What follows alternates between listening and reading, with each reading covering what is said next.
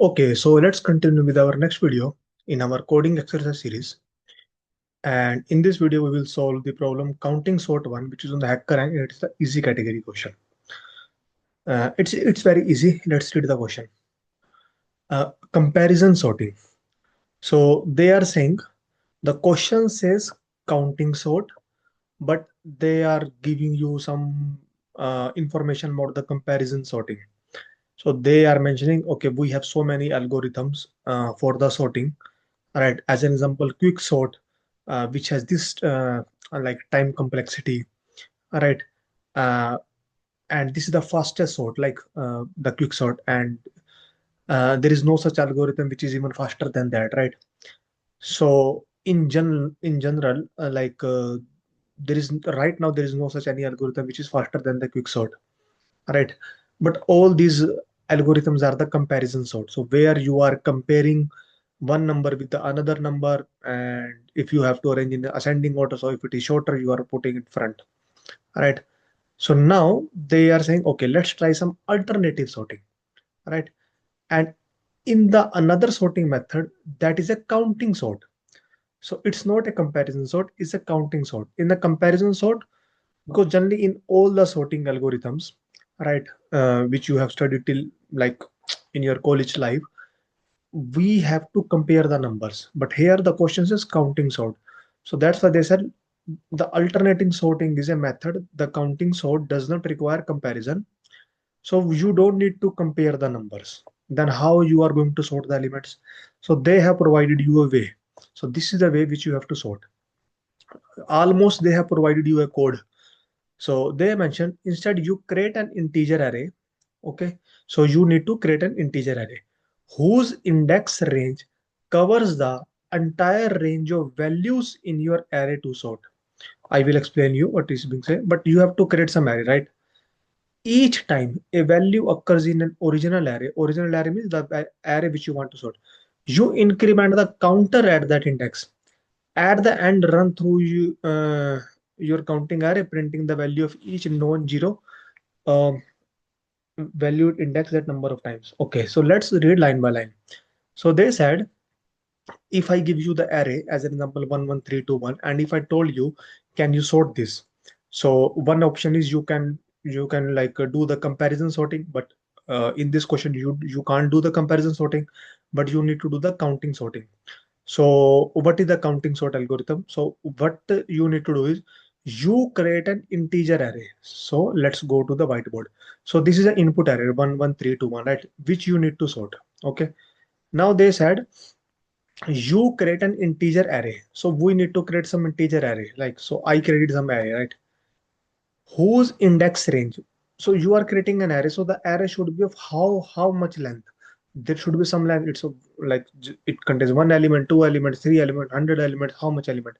So you create an integer array whose index range covers the entire range of values in your array to sort. So basically entire range of values. So this array contains what values? 1, 2, 3, right? So 3. So the maximum element is 3, you can say. So range of values, entire range of values means like the maximum is 3. So basically you can create an integer array, a new array of length 4. So 1, 2, 3, 4. Just I created 4 like n number, and we are going to see why I do that. But till this point, we understand you need to create an integer array whose index range means like how many length, covers the entire range of values. Range of values means, okay, what range of values you have? 1, 2, 3. So index is 0. So 1, 2, 3. So if I just created a length 4 array, then it is covering the entire range of values, right? For index. Because whose index range covers should the value, right? Okay. Each time a value occurs in the original array. So each time a value occurs in the original array, which means you need to run some loop on the original array, because each time a value occurs. So how the value will occur? Until you are not going to iterate this array, the value will not occur. So as soon as you iterate, okay, first element will is 1. Okay. Each time a value occurs in the original array, you increment the counter at that index. Initially it's 0, so 1 occur. So what you will do, you are going to increment the counter. So I increase it by 1. Then second, 1 occur, so I increase the counter of first index. The value is 1, but I am going to increase the counter of index 1. Right? Then 3 come. So let's see that what is at index 3. So 0, 1, 2, 3. So 3 index 0, so I am going to increase the counter. Then 2 come. So whatever that at the index 2, I am going to increase the counter. Then 1 come. So whatever is at index 1, I am going to increase the counter. Okay. So each time a value occurs in the original array, you increment the counter at the index. So we did that, right? At the end, run through your counting array. So this is my counting array, right? This is my counting array. Counting array means like this index 1 come, index 1 means the value 1 come 3 times, then value 2 come 1 time, the value 3 come 1 time, right? Okay. At the end, run through your counting array. So we need to run through this counting array, printing the value of each known zero. So when he say run through this counting array, run through this counting array means you need to run some loop, right? Okay.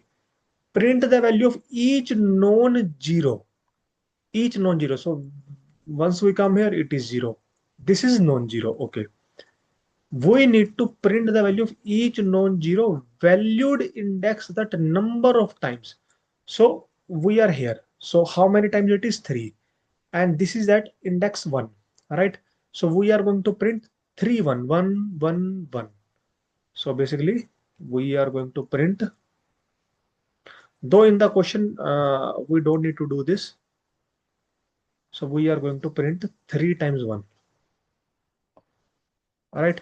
Okay. Then next, we have only one. So we need to print only one time. But what value? That is 2. So we are going to print 2. Right. And then the next element. So how many times you need to print? Just one time you need to print, but what value you need to print? So that element has an index 3. So you need to print 3. And now you can see your array is sorted. Initial array is unsorted and final array is sorted. So this is not a comparison sorting algorithm. This is a counting sort. That's why the question says counting sort. Okay.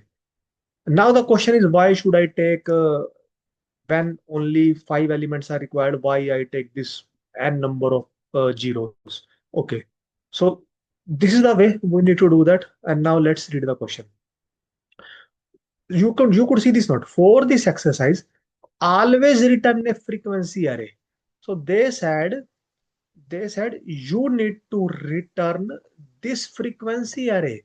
You don't need to return this sorting algorithm. You don't need to return, okay, what will be my outcome after the sorting. So that's why you don't need to even return this. You don't need to even return this. Okay. So you need to return this sorting this one. You just need to return this. Okay. And always return a frequency array, because this is the frequency array with 100 elements. They said always return an array with 100 elements, irrespective of either initially you have 5 element, 3 element, 20 element, 90 element, doesn't matter. Always return an element array of 100 elements, right? So if you, though the remaining will remain 0, but you need to return for the 100 elements. So that's why, because you need to return for the 100, that's why the initial array we took the 100, right? Okay. So let's go through the code. So the code is very easy. So what we need to do initially, you need it in array. So we take an array, all right, and all the elements should be 0. So all the elements should be 0. Of how much length? So ideally we can take, but the maximum value 3. But the question says you need to always return an frequency array with 100 elements. So we took uh, we created an array of 100. Okay. Now the question says iterate over the original array. So for number in array. Okay. As soon as you iterate, All right, so you need to increment this array and the value at that particular index.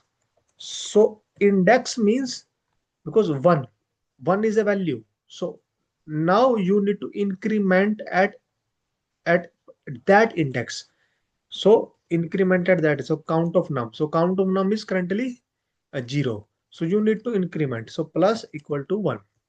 All right, and it is going to do that. And finally, you need to return the count array. Finally, you need to return. You don't need to worry about the sorting algorithm. Maybe there is some another question, because the question says counting sort 1. Probably there could be some another question counting sort 2, something like that. We will see maybe in coming videos. But in this video, as per the question, you just need to return this. So we will just return count. So let's try to run the code. So sample test case has been passed. Let's try to submit the code. So all the test cases has been passed. So this is a very simple question, not a very much complicated. And if you just read the question and go through all the step, what is being required? Okay, they are saying create an array. Let's create an array. Uh, iterate over the original array. Okay, iterate over the original array. Increment the count on this array. Increment the count in this array. Return that frequency array. Return that frequency array. So just step by step, we have done that. So that's it. That's the end of the video, and thank you.